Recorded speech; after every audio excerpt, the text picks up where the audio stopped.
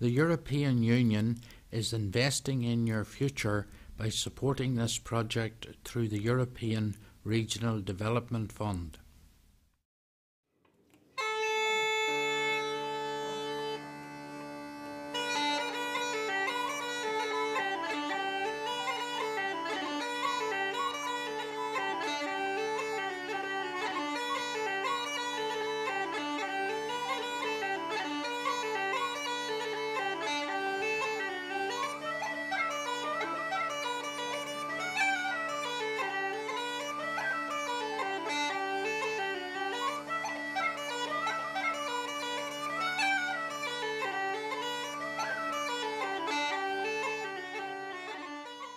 I'm Maurice Hayes.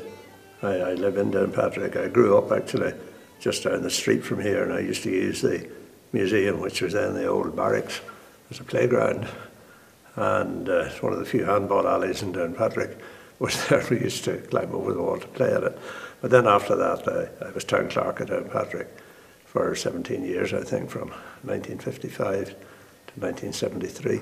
First of all, the town's about 3 times the size it was by way of population. It looks to have about 1/3 of the employment it had at that time, which is unfortunate, and has become in many ways more a base for people commuting to Belfast. There's been a huge influx, especially in the early 70s after the trouble started in Belfast. Downpatrick was a sort of refuge for a lot of people, and they came here and have settled in and made their contribution to the life of the town.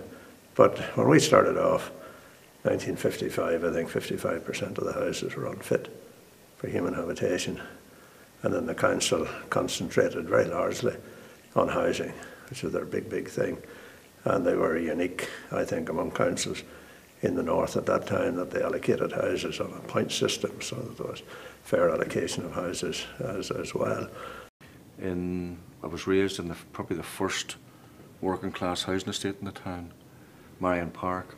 So the council in their wisdom was all designed for, young couples with children. So in their wisdom, they built this estate 2 miles outside the town on the top of a hill. But with the 50th anniversary there, 2004, and Maurice Hayes came along, and he remembered the night that the houses were being given out. This new estate had been built.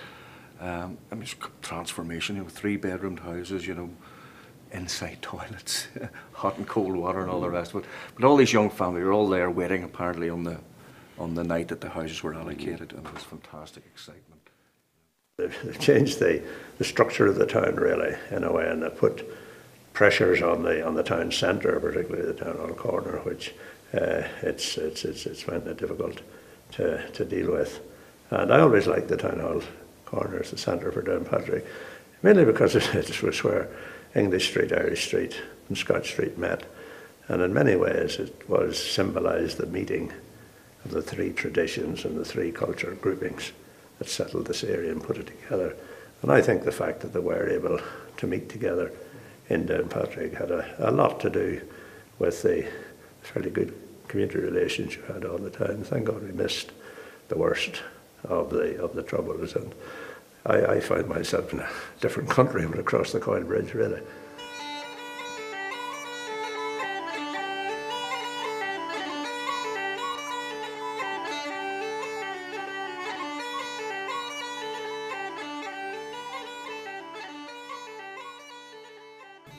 There was plenty of work in Downpatrick, 50s, 60s and 70s.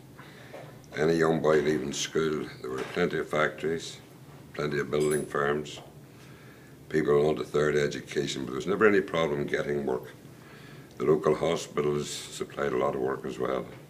So really, we didn't have a big problem getting work. Well, my name's McAllister. I've been in this shop for 38 years. I started in January '72. And my father was a barber before me, and I decided whenever I was at school that I was going to be a barber. I've been cutting hair since I was 12. Whenever I come to hairdressing, it was short back and sides, and you could have 2 styles, short and very short. I'm at the stage now where I'm cutting the 3rd generation of the same family. I remember cutting Brian's daddy's hair. That's right. And I'm now cutting Brian's hair and Brian's brother's hair. And I've actually had the 3 generations in here at the one time. I think the nearest thing to famous I got in here was Jerry Kelly, Mr. UTV. But he wasn't Mr. UTV then, he was Jerry Kelly, trainee teacher. And then of course whenever you get a job at UTV or any of the TV crowd, they do your hairdressing and your wardrobe for you. So that was about my last famous customer. My name is Olive McCashin and I worked in Olive Westcombs. I was a production manager.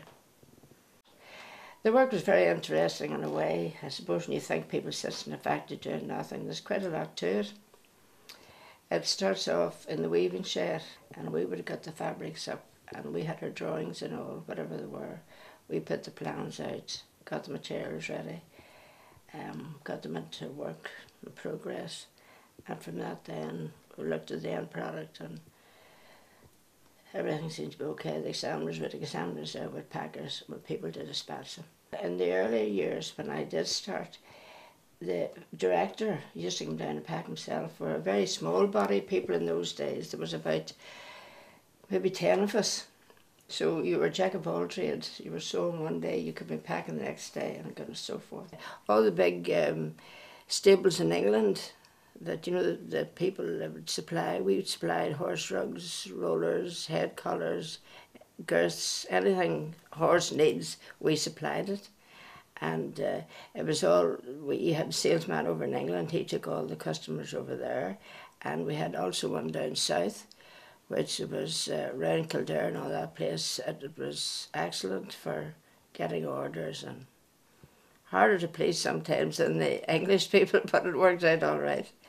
But anyway, the time came, there was a bit of a slump in the 80s and things got a bit tight and work got tight, and unfortunately we were unionised at that time and we had to lay off a lot of people.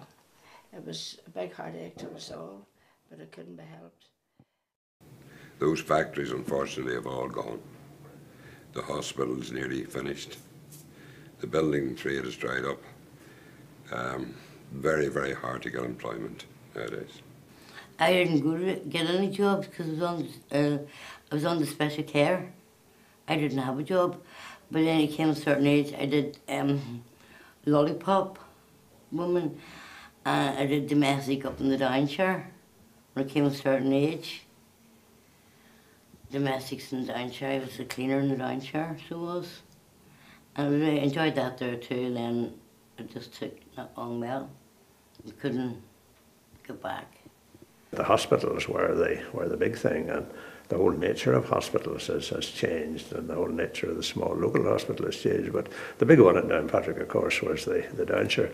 And it has to be said that in the 50s and 60s, they were in the forefront of development. They were the first people that took down the walls. There was a great man there, Dr. Barrington, Dr. Lothian before that, and Uncle Lees, who was the chief thing, Tom Page, who was the occupational therapist, and Bridget O'Hare, who was the nurse, and they were wonderfully creative people, and their whole notion was to take down the walls of the hospital. And in a sense, in doing so, they signed the death warrant of the hospital as it was. And we were the first council, I think, and we worked with them at the time, we're glad to do so, that provided houses in housing estates, just cheek by jowl with other people's houses, both for special care people and people who were in continuing care or halfway houses and that, and I think that was an important development too. But these people were pathfinders actually, and I say the fact that they shot the horse below them is coincidental. They did an enormous amount of good.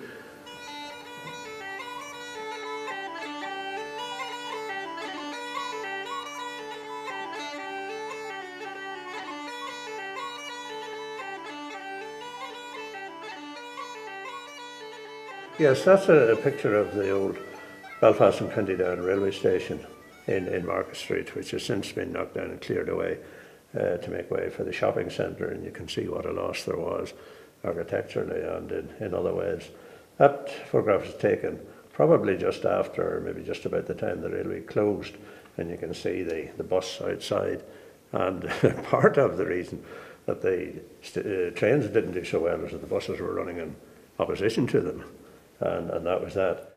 We're now in the workshop where the restoration work is carried out on carriages. This particular carriage is an interesting one because it was called a rail motor carriage. It operated between Queen's Quay and Belfast and Holywood. The advantage of this carriage was that it had a steam locomotive permanently fixed to one end, so it didn't have to turn when it got to Holywood. So all the driver had to do was to walk through the carriage and then operate it back from a driving compartment at the other end, which meant a very quick service and turnaround. My first experience of the railway was in about 1939, some time ago. I was about four or five at the time when I saw, we lived near Neils Hill Station on the BCDR, and that was my first introduction to a steam locomotive, which I was very impressed with. The BCDR railway played a very important part in the development of Downpatrick. It ran from Queen's Quay in Belfast through Saintfield, Crossgar, Bannahinch Junction into Downpatrick, and then it extended to Newcastle. It closed in 1950, and at about that time all the track was lifted, and it was more or less forgotten about. Then in 1982, we got together a group of interested people who thought it would be a good idea to restore part of it again, especially around Downpatrick, because the setting was unspoilt and just as it was when the railway originally opened. In fact, we do have a considerable number of visitors now coming up from the south of Ireland and from Great Britain, and further afield, of course, you know. And Japanese, the Japanese were very helpful to us in the, what, about 1985, I think it was, when we were just sort of trying to get on our feet. We sponsored a yard of track, and over 300 people from Japan sponsored a yard of track at 8,000 yen per person, and that brought us in about £5,000 at that time, which was a colossal amount. And I don't think we would have ever got this off the ground if it hadn't been for the help of the Japanese.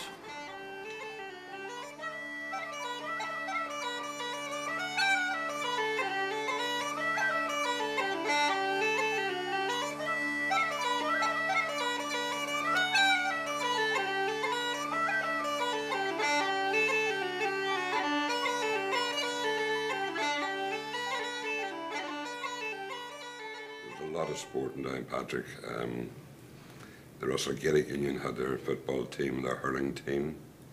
We had a soccer team called McAllister. They folded, and then we had Downrack, who were a very successful team. We had a hockey club with, in those days, 4 teams going out every Saturday. Cricket club, 4 teams every Saturday. The winter time then in the local clubs, table tennis, badminton, snooker, billiards, darts, the usual. There was a lot of sport. Sports were always, Downpatrick and the area around it, the whole of Lecale, and that was always a great sports area.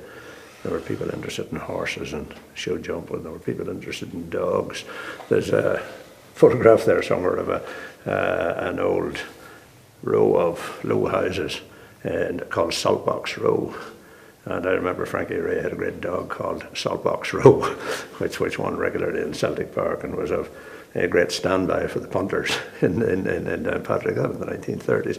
But you know, dogs was a big thing. Soccer, not so much. Rugby never to the same extent took on in Downpatrick, but it was a great cricket town.